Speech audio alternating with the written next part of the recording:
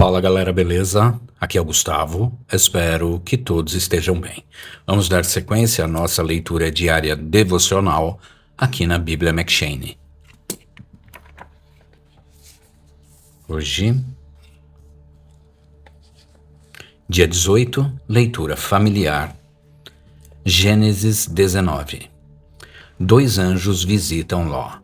E os 2 anjos chegaram a Sodoma à tarde, e Ló estava sentado à porta. E, quando os viu, se levantou e foi ao encontro deles, e se inclinou com o rosto até a terra. E Ló disse: Meus senhores, entrem na casa do seu servo e passem a noite. Lavem seus pés, e de madrugada os acordarei e poderão seguir seu caminho. E eles disseram: Não, passaremos a noite na rua. E Ló insistiu muito com eles. Então os anjos foram com ele e entraram em sua casa. E Ló lhes preparou um banquete com bolos sem fermento e comeram. E antes que se deitassem, os homens de Sodoma, desde o mais novo até ao mais velho, cercaram a casa, todo o povo de todos os bairros, e chamaram Ló e lhe disseram: Onde estão os homens que vieram a vocês esta noite? Traga-os para fora até nós, para termos relações com eles. Então Ló saiu para falar com eles e fechou a porta atrás de si. E disse ao povo: Meus irmãos, lhes peço que não façam mal a eles. Tenho 2 filhas virgens aqui. As levarei para fora e façam delas o que quiserem, mas não façam nada a esses homens. Eles, porém, disseram: Saia daí. Esse indivíduo veio morar aqui como estrangeiro e quer ser juiz em tudo. Agora faremos mais mal a você do que a eles. E avançaram sobre Ló e se aproximaram para arrombar a porta. Porém os anjos estenderam as suas mãos e puxaram Ló para dentro da casa e fecharam a porta. E cegaram os homens que estavam à porta da casa, desde o mais novo até ao mais velho. E eles não conseguiam achar a porta. Então os anjos perguntaram a Ló: Há mais alguém aqui? Seu genro e seus filhos, suas filhas e tudo o que é seu, tire-os desta cidade, porque vamos destruir este lugar. Pois o seu clamor tem aumentado diante da face do Senhor, e o Senhor nos enviou para destruí-lo. Então Ló saiu e falou a seus genros que se casariam com suas filhas e disse: Levantem-se, saiam deste lugar, porque o Senhor irá destruir a cidade. Porém, não foi levado a sério por seus genros. E ao amanhecer os anjos apressaram Ló, dizendo: Levante-se, pegue a sua mulher e as suas 2 filhas que estão aqui, para não morrerem junto com o restante da cidade.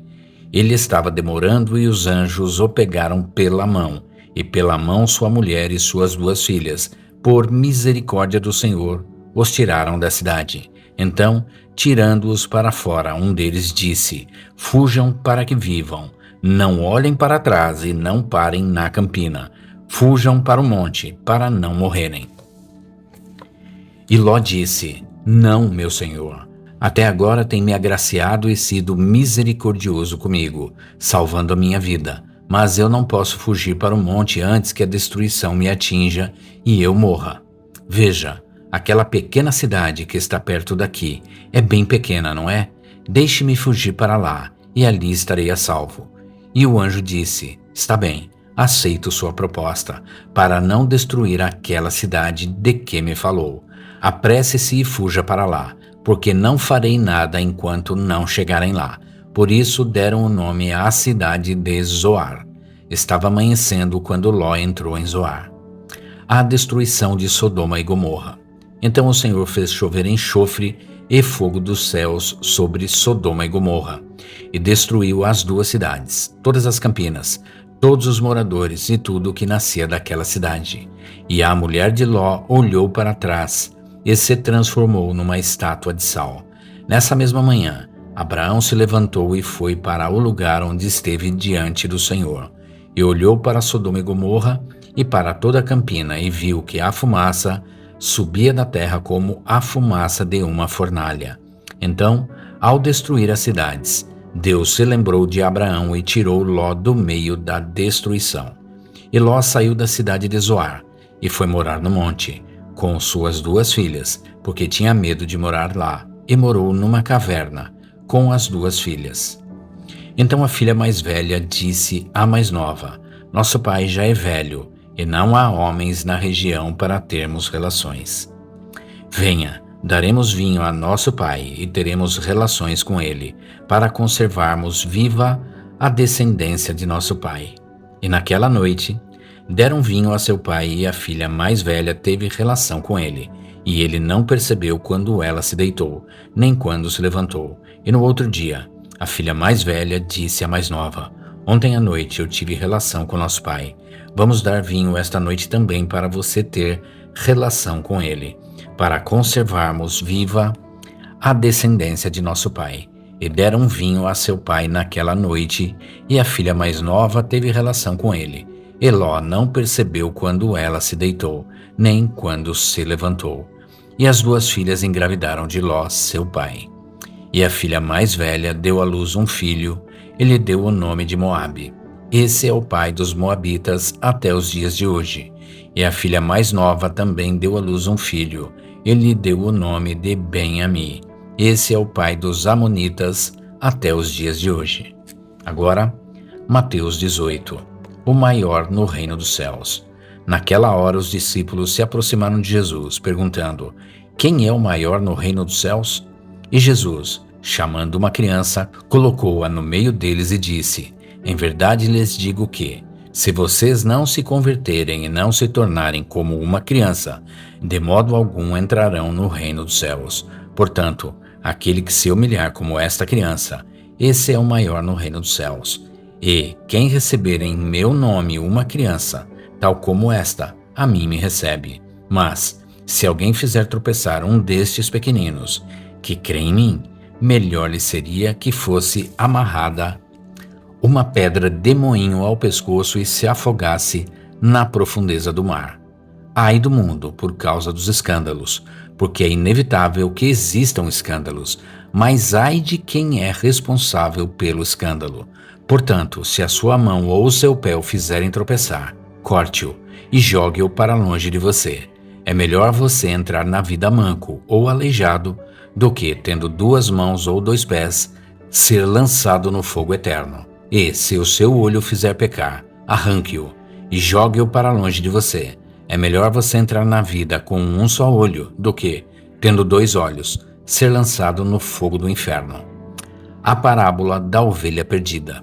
Cuidado, não desprezem nenhum destes pequeninos, porque eu lhes digo que os anjos deles nos céus estão sempre vendo a face de meu Pai que está nos céus. Porque o Filho do Homem veio salvar o que se havia perdido. O que vocês acham? Se algum homem tiver 100 ovelhas e uma delas se desgarrar, não irá pelos montes deixando as 99 em busca da que se desgarrou? E, se conseguir encontrá-la, em verdade lhes digo que tem maior alegria por aquela do que pelas 99 que não se desgarraram. Assim também, não é da vontade do Pai de vocês que está nos céus, que um sequer destes pequeninos se perca.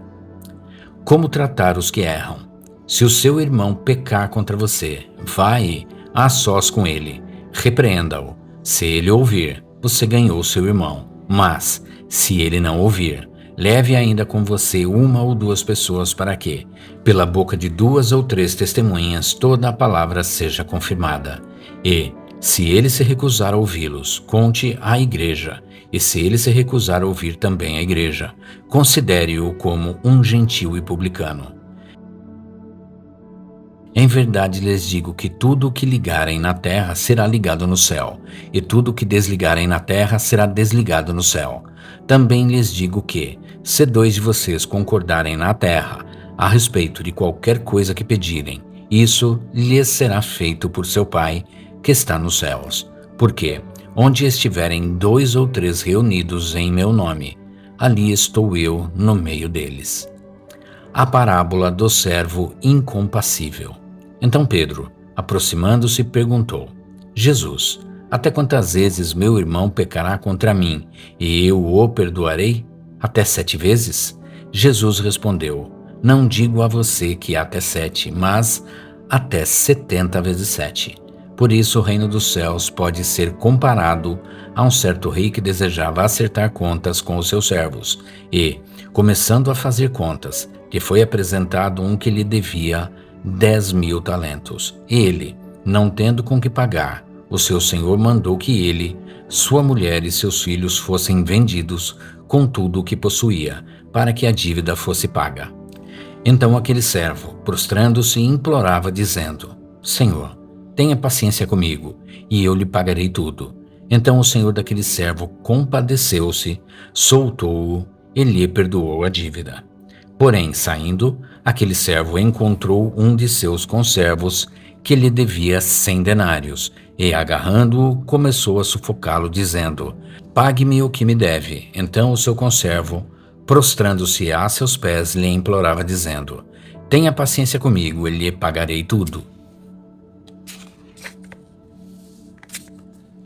Ele, porém, não quis, antes saiu e mandou lançá-lo na prisão, até que pagasse a dívida. Os seus conservos, vendo o que havia acontecido, ficaram muito tristes e foram contar ao seu senhor tudo o que havia acontecido. Então o seu senhor, chamando-o à sua presença, lhe disse: Servo malvado, eu lhe perdoei toda aquela dívida, porque você me implorou.